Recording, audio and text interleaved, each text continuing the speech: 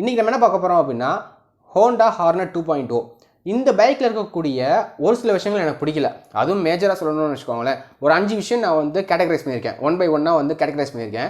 இந்த 5 விஷயம் எனக்கு பிடிக்கல. அப்படிப்பட்ட அந்த 5 விஷயங்கள் என்னென்ன அப்படின்றது இந்த வீடியோவில் டீட்டெயிலாக தெரிஞ்சுக்குவீங்க. இந்த வீடியோக்கு போகிறதுக்கு முன்னாடி இன்னொரு விஷயம் சொல்லிக்கிறேன். அதாவது நம்ம சேனலில் ஃபஸ்ட் டைம் பார்க்குறீங்க அப்படின்னா சப்ஸ்கிரைப் பண்ணிக்கோங்க. இது முதல் விஷயம். ரெண்டாவது, இந்த ஹார்னட் 2.0 இருக்குது பார்த்தீங்களா, இந்த ஹார்னட் 2.0வில் எனக்கு ஒரு சில விஷயங்கள் ரொம்ப ரொம்ப பிடிச்சிருந்துச்சு.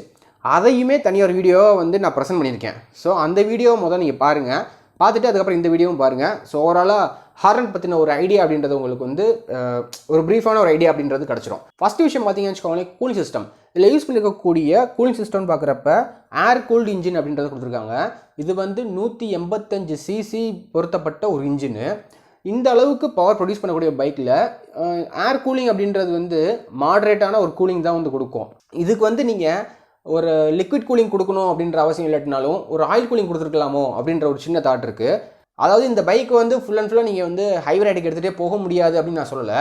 ஆனால் இந்த பைக்கை வந்து நீங்கள் சிட்டி யூசேஜுக்கு யூஸ் பண்ணுற அளவுக்கு எஃபிஷியண்ட்டாக யூஸ் பண்ணுற அளவுக்கு நீங்கள் ஹைவே ரைடுக்குன்றது யூஸ் பண்ண முடியாது. ஏன்னா நீங்கள் ஒவ்வொரு 50 கிலோமீட்டரு ஒவ்வொரு 70 கிலோமீட்டருக்கு ஒரு தடவை வண்டியை நிப்பாட்டி வண்டியில் வந்து இன்ஜின் கொஞ்சம் கூலான கம்மியாக நீங்கள் எடுத்துகிட்டு போகணும். ஸோ அதுதான் வந்து ஒரு நல்ல ஒரு சேஃபான வழியாக இருக்கும். நீங்கள் போக முடியாதுன்னு சொல்லி இல்லை, ஒரு 120 கிலோமீட்டர் 150 கிலோமீட்டர் ஒரே ஸ்ட்ரெச்சில் கூட அந்த பைக் எடுத்துகிட்டு போகலாம். ஆனால் இன்ஜின் வேலை அப்படின்றது சீக்கிரம் வச்சிடும். ஸோ இந்த மாதிரி ஏர் கூல்டு இன்ஜின் யூஸ் பண்ணுறப்ப கொஞ்சம் ப்ரிகாஷன் அப்படின்றத நீங்கள் வந்து கொஞ்சம் எடுத்துக்கோங்க. ஸோ இன்ஜின் லைஃப் நல்லாயிருக்கும். இதுக்கடுத்ததாக எனக்கு பிடிக்காத ரெண்டாவது விஷயம் என்ன அப்படின்னா, இந்த பைக்கோடைய ப்ரைஸு. யூஸ்வலாக ஹோண்டா பைக்ஸ் அப்படின்னாலே கொஞ்சம் ப்ரைஸ் அதிகமாக தான் இருக்கும். சரி, இந்த அளவுக்கு நம்ம ப்ரைஸ் செலவு பண்ணுறோமே, இந்த அளவுக்கு இந்த பைக் ஒர்த்தான்னு கேட்டிங்க அப்படின்னா, இந்த பைக்கோடைய லுக்கு, யூஎஸ்டி ஃபோக்ஸு இதெல்லாமே வந்து ஓரளவு நல்லா இருந்தாலும் இந்த பைக் வந்து அந்த அளவுக்கு, அதாவது 1,50,000 ரூபாய்க்கு வந்து இது ஒர்த்தான்னு கேட்டிங்க அப்படின்னா எனக்கு டவுட்டாக தான் இருக்குது.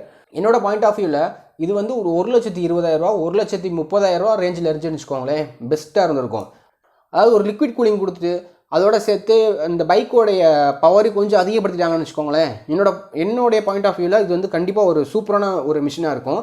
இல்லை அப்படின்னா ஒரு 1,20,000 ஆன் ரோட் ப்ரைஸ் வந்து 1,20,000 கொடுத்தாங்கன்னு வச்சுக்கோங்களேன், வேறு லெவலில் இருக்கும். இருக்கக்கூடிய எல்லா பைக்குமே தூக்கி சாப்பிட்டு இந்த பைக்குன்றது வந்து சேல்ஸில் ஃபஸ்ட் இடம் பிடிக்கும் அப்படின்றதுல எந்த ஒரு டவுட்டுமே கிடையாது.